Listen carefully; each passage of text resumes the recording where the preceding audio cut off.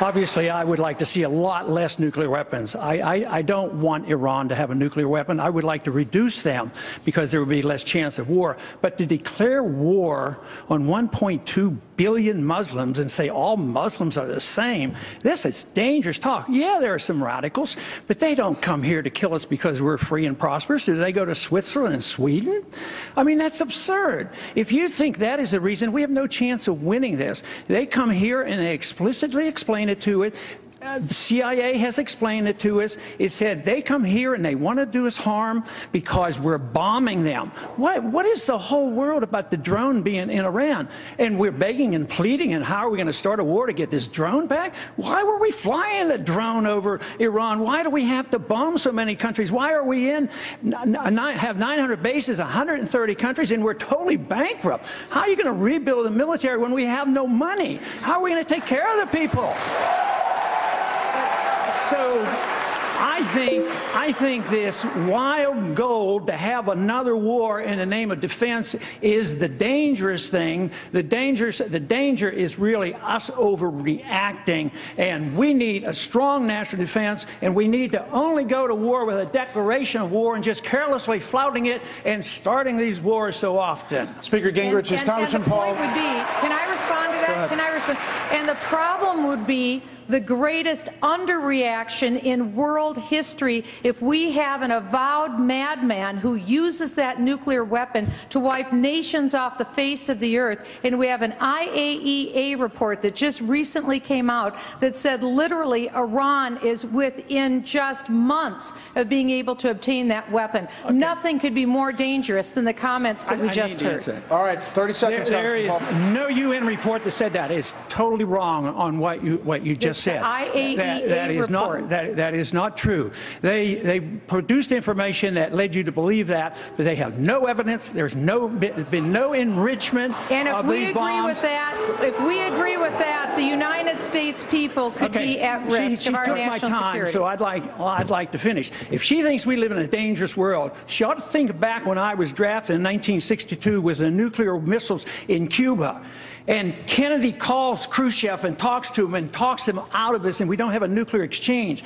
And you're trying to dramatize this, that we have to go and treat Iran like we've treated Iraq and kill 1 million Iraqis, and 8,000 some Americans have died since we've gone to war. You cannot solve these problems with war. You can solve the problems if we follow our Constitution, go to war, only when we declare the war, go in and win them and get them over with, instead of this endless fighting and this endless attitude that we have enemy all around the world. But as President, I stand on the side of peace. Thank you. For the American people. We've been pretty liberal.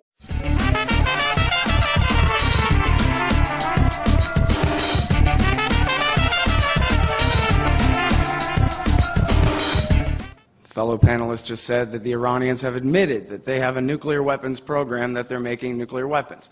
Well, that couldn't be further from the truth. They've denied that they're seeking nuclear weapons over and over again.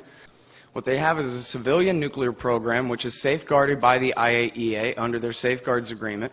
Any non-nuclear weapons state, such as Iran, which is a member of the Non-Proliferation Treaty, must have a safeguards agreement with the IAEA, which allows the International Atomic Energy Agency inspectors to monitor their nuclear facilities and verify the non-diversion, as the IAEA has in the case of the Iranians more than a dozen times over the years, including just late last year.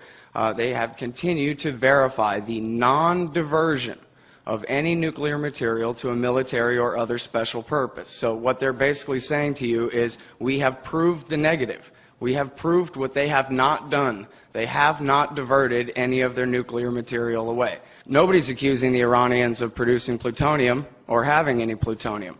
They're being accused of enriching uranium, but they're enriching uranium to a measly 3.6% industrial grade for use in their electricity program. And then beginning only a couple of weeks ago, when after they accepted Obama's proposal, he refused to accept their acceptance of it, they went ahead and began to enrich a very small amount of this uranium to 20% uranium-235, which still is a far sight from weapons-grade uranium, and it's to be used in their American-built medical isotope reactor in Tehran. However, if you turn it to ABC, CBS, NBC, CNN, Fox News, or any of the rest of them, the Fox guys and David Schuster over at the liberal channel, MSNBC, will all agree that there's a scary, dangerous nuclear weapons threat from Iran. And they just figure, you don't know about a safeguards agreement, you don't know about the non-proliferation treaty, you don't know the difference between 3.6% and 90+% uranium-235, and therefore, if you're afraid of getting nuked in your jammies in the middle of the night, you'll let them go ahead and have their war. Last September, Mark Hosenball reported in a web-only exclusive for Newsweek magazine that the CIA and, in fact, the rest of the intelligence community, including the other 16 American intelligence agencies that we know about, that they all agreed and put paperwork on President Obama's desk, a new report on his desk saying that they stand by their conclusion of November 2007, that the Iranians do not have a nuclear weapons program and they have not made the political decision to start one.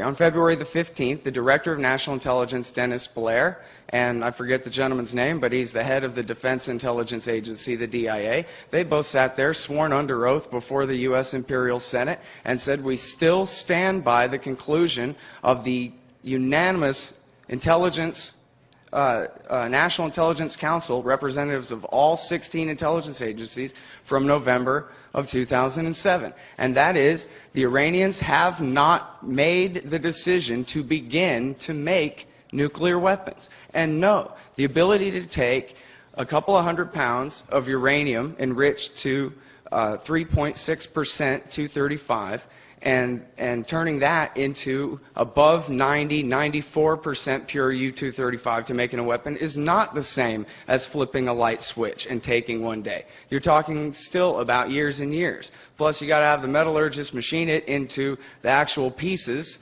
and then you actually would have to have the, I'm not so certain about the terminology. People quibble, they do quibble about what's a delivery vehicle, what's a warhead. A warhead is the bomb. The delivery vehicle is what you put that in. Well, they don't have delivery vehicles and they don't have warheads, so I'm not sure how these things are supposed to hurt any of us. It's just nonsense. Another thing I would like to mention, or try to hit off of something that Mr. Ehrlich said in his talk there, is that a war with Iran would be a disaster. That's the way he put it.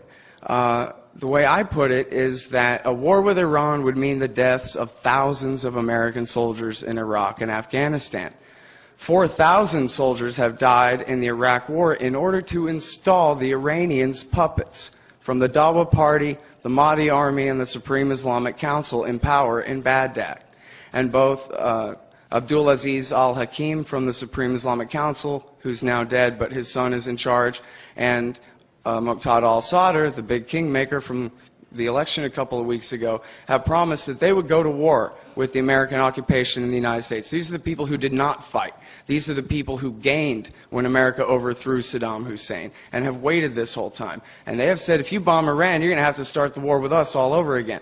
Not to mention the fact that our soldiers are right there within missile range. It is also perfectly within the capability of the Iranians to close the Straits of Hormuz at the gates of the Persian Gulf and drive the cost of oil up over $200 a barrel, which would probably destroy what's left of the global economy and the division of labor in global trade.